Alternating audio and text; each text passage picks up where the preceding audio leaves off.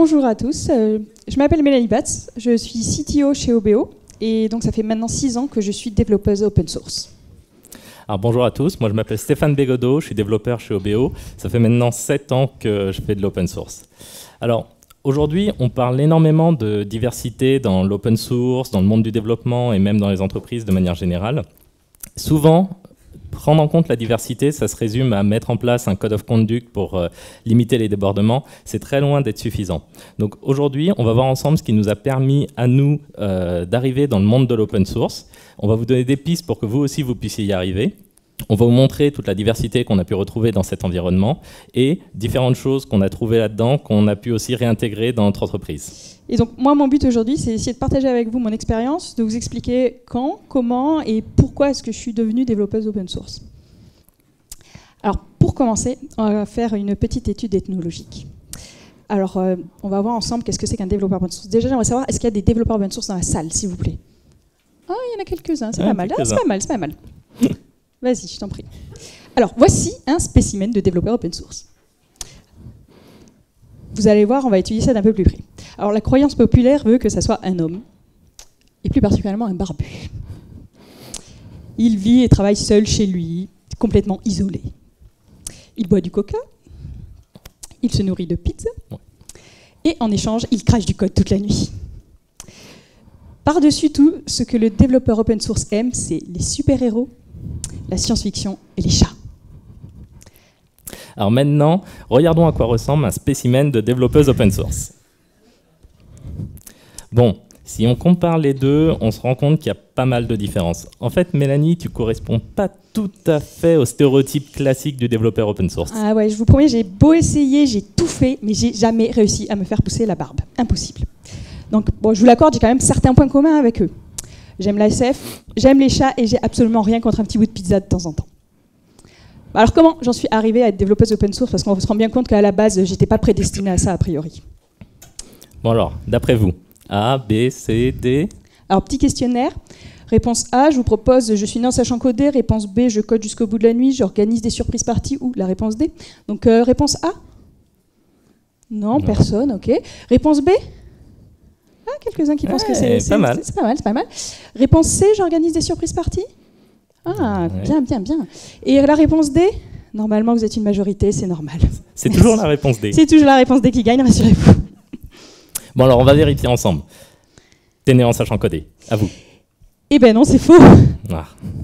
Bon, on va être totalement honnête, moi non plus je suis pas né en sachant coder. Et j'imagine que vous aussi, vous n'êtes pas né en sachant coder.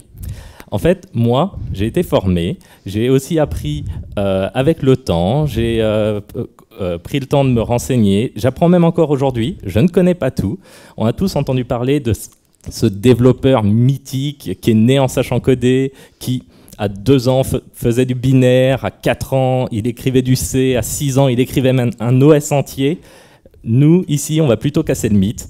On a pris le temps, on a été formé et on n'est absolument pas du tout né en sachant coder. Et moi, j'ai beau être une femme, en fait, et ben, on m'a pas spécialement éduquée comme une fille, en fait. Ma famille et tous les gens qui m'ont entourée m'ont toujours dit que je pouvais faire ce que j'avais envie de faire. Et donc, simplement, on m'a poussée, on m'a aidée, on m'a encouragée, et surtout, le plus important, on m'a soutenue.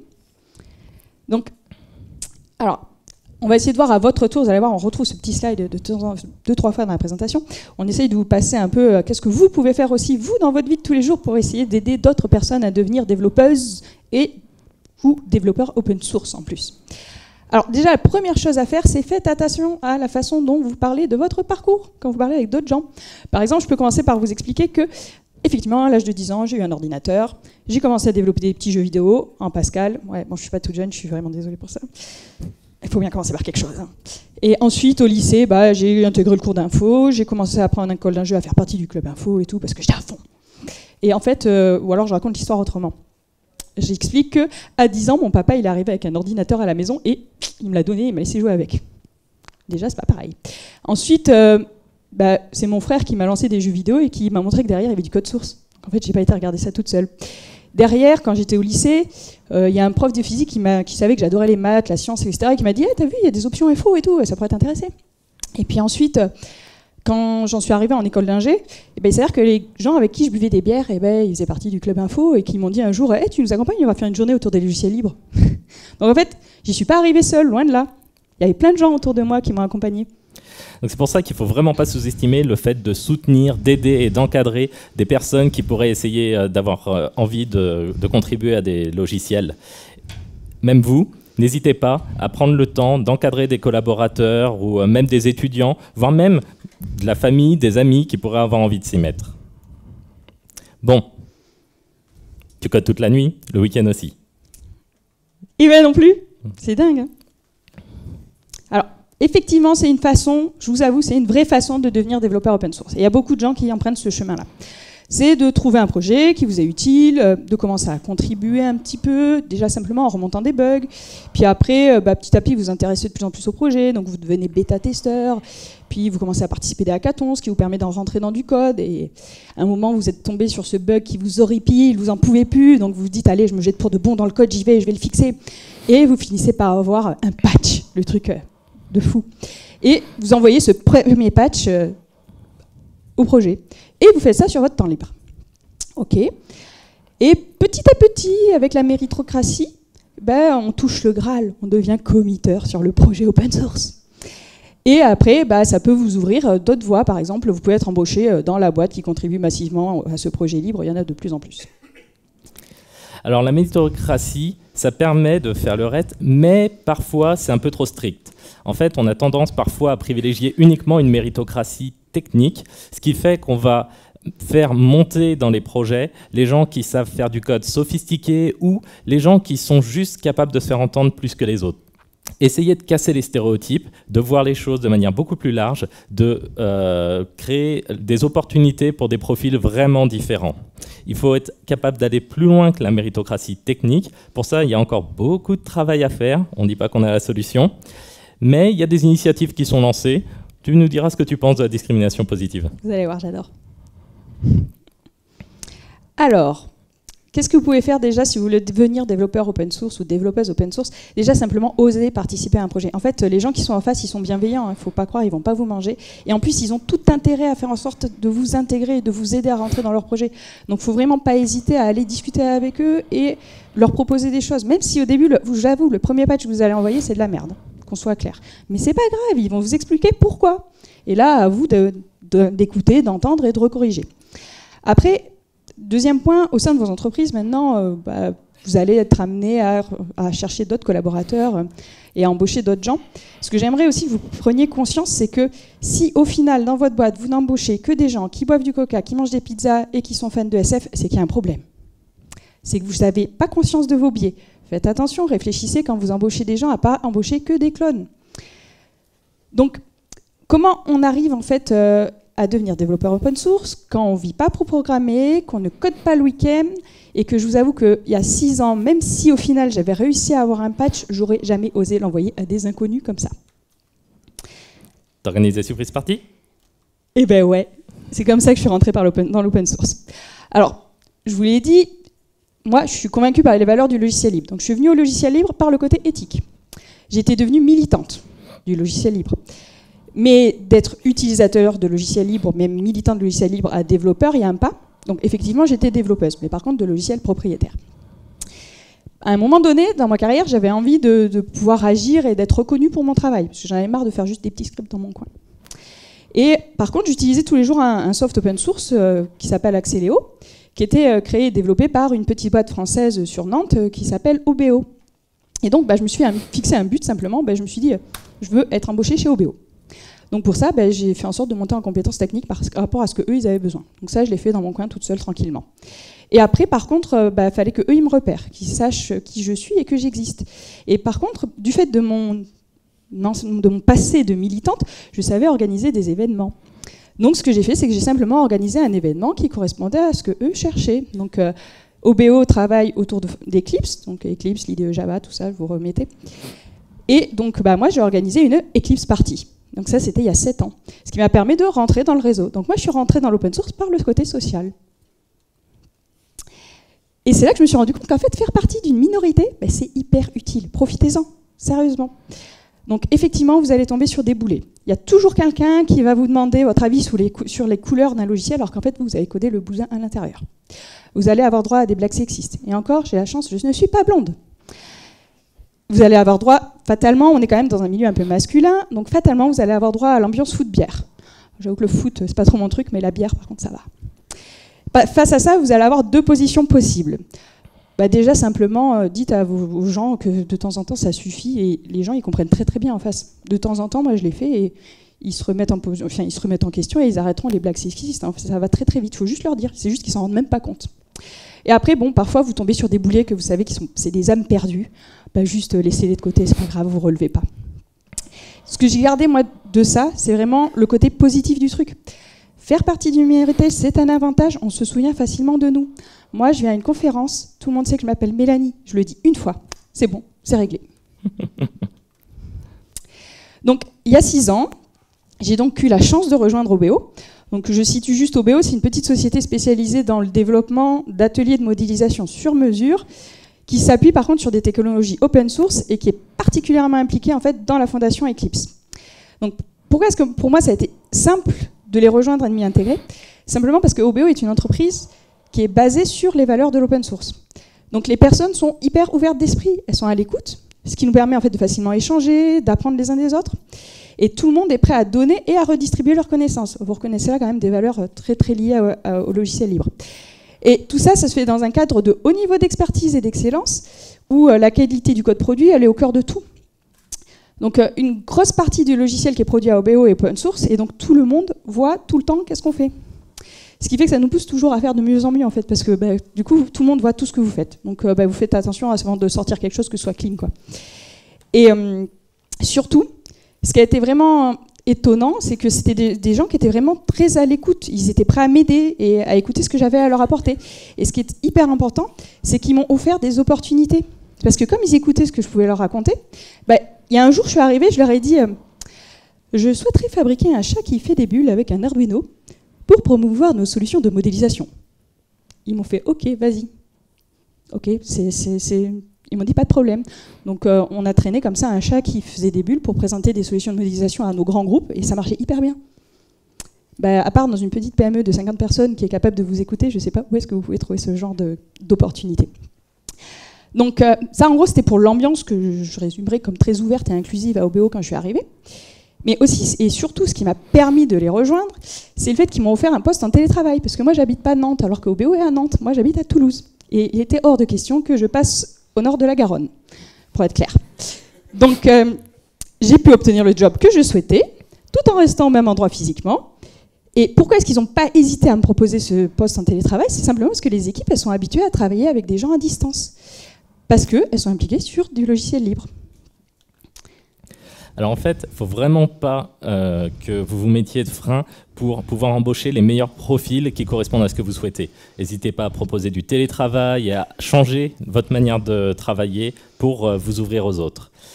N'hésitez pas non plus à donner des opportunités aux autres, pas juste des conseils. On a trop souvent tendance à confier le développement de fonctionnalités cool aux mêmes personnes. N'hésitez pas à faire confiance et laisser votre chance aux nouveaux pour qu'eux aussi ils puissent prendre du galon au sein de votre équipe de développement. Donc, au final, j'ai eu la chance d'arriver dans l'open source, mais après, le monde du dev informatique est réputé pour être un environnement d'accès difficile pour les femmes, et l'open source encore plus, c'est un environnement masculin. Alors on va se dire, pourquoi j'y suis restée? Parce qu'il y a plein de gens qui en partent. En fait, certainement, j'ai eu de la chance à un moment donné, mais ce que je voudrais que vous reteniez, c'est que ça dépend de vous, des gens qui nous entourent, et c'est nous qui faisons les projets, et c'est nous qui participons à la communauté. Donc j'ai eu de la chance, je suis tombée sur les bonnes personnes, mais au final, moi, j'ai jamais rencontré que des gens bienveillants. Alors le développeur open source est en fait hyper sociable. On n'arrête pas d'échanger constamment avec les autres développeurs qui peuvent être aux quatre coins de la planète sur des fuseaux horaires extrêmement différents, avec les utilisateurs. On est constamment en train de discuter sur les bugs, sur les pull requests, sur les forums, la documentation. Et c'est une très bonne opportunité pour améliorer votre anglais. Au niveau de l'open source, la première valeur, c'est votre capacité à partager. Il va falloir être capable de communiquer à distance, de travailler avec des équipes décentralisées, comme j'ai dit, sur des fuseaux horaires différents. Et en fait, c'est des outils et des méthodologies que nous, on a su adopter au sein de notre entreprise, notamment pour pouvoir intégrer des personnes qui sont en télétravail. Au final, on va se baser énormément sur des outils comme Git, Gerrit, Slack. Nous, on utilise plutôt l'alternative open source Mattermost. Et malgré tout ça, à un moment, on a quand même besoin de se rencontrer les uns les autres. Et pour ça, nous, on participe beaucoup à d'événements. On participe principalement aux événements de la Fondation Eclipse et depuis quelques années, on a commencé à développer nos propres événements sur notre propre communauté open source avec SiriusCon qu'on organise à Paris. Donc effectivement, être dans l'open source, c'est participer à des événements. Et ce que je voudrais que vous reteniez, c'est qu'effectivement actuellement, que ce soit dans les communautés open source ou même dans les entreprises, les développeuses, elles sont vues comme des licornes, c'est-à-dire on est des créatures mystiques, rares et précieuses. En fait, ça n'a pas de sens, parce que ça soit dans les entreprises, lors des événements organisés, vous allez retrouver très souvent des tarifs spéciaux, conférences spéciales femmes, ou alors des quotas, ou alors des événements spéciaux, genre des repas entre filles. Ok, c'est cool, mais le but de tous ces événements-là, c'est de chercher à les intégrer. Et au final, tout ce que vous faites, c'est que vous êtes tout le temps en train de leur dire qu'elles sont à part. C'est pas, au final, elles se sentent tout le temps à part. Donc, je voudrais juste que les gens les intègrent, simplement, que oui, je viens à une conférence seule. Non, je n'accompagne pas mon mari. Moi, ça là, on me l'a fait plein de fois. J'ai été mariée à peu près à tous mes collègues. Oui, je fais un talk, parce qu'en fait, je peux parler. Et non, j'ai pas envie de discuter avec une femme simplement parce que c'est une femme. Donc, arrêtez aussi de demander aux femmes comment améliorer la diversité. Elles ne savent pas plus que vous. Moi, tout ce que je peux faire, c'est vous expliquer pourquoi je suis là. Mais je ne peux pas vous expliquer pourquoi est-ce que les autres ne viennent pas. Donc, tout ceci fait qu'à un moment donné, on se demande, est-ce que je suis vraiment là parce que j'ai des compétences techniques ? Ou bien simplement parce que je suis une femme et que du coup j'ai eu droit à des tarifs spéciaux et qu'on m'a mis en porte-à-faux. Bon, c'est là que déboule le syndrome de l'imposteur. En fait, en discutant avec d'autres développeurs open source, on se rend compte qu'au final, ça touche tout le monde, hein, hommes, femmes. À partir du moment où vous commencez sur un projet, vous commencez à douter. Et au final, le point positif, c'est que c'est juste de l'habitude. Petit à petit, vous allez vous rendre compte que vous êtes là parce que juste vous êtes là et vous méritez d'être là. Donc vous ne prenez pas la tête avec ce truc-là, ça va passer. Alors, faire de l'open source, ça peut aussi vous apporter énormément de choses. Vous allez pouvoir progresser grâce à tous ces échanges, voir le point de vue d'autres personnes qui vont vraiment élargir vos connaissances techniques. Vous allez obtenir aussi de la reconnaissance. Au début, vous êtes en dehors de l'équipe de développement, et puis après, vous pouvez la rejoindre, voire même diriger une équipe de développement sur un projet open source. Et vous allez vraiment vous enrichir personnellement, acquérir des compétences que vous pouvez ramener après dans votre entreprise pour la faire vivre avec sa communauté et apporter de nouveaux points de vue au sein de cette entreprise. Ça permet même aussi de vous donner de nouvelles opportunités au sein de l'entreprise. Tout à fait. Par exemple, moi, il y a 6 ans, j'étais développeuse. Aujourd'hui, je suis CTO. Et j'ai eu une carrière assez classique, hein. J'ai fait de la SS2I, j'ai développé du logiciel propriétaire. Ensuite, je suis rentrée dans un grand groupe, je développais du logiciel propriétaire et j'ai intégré une PME pour faire du logiciel libre.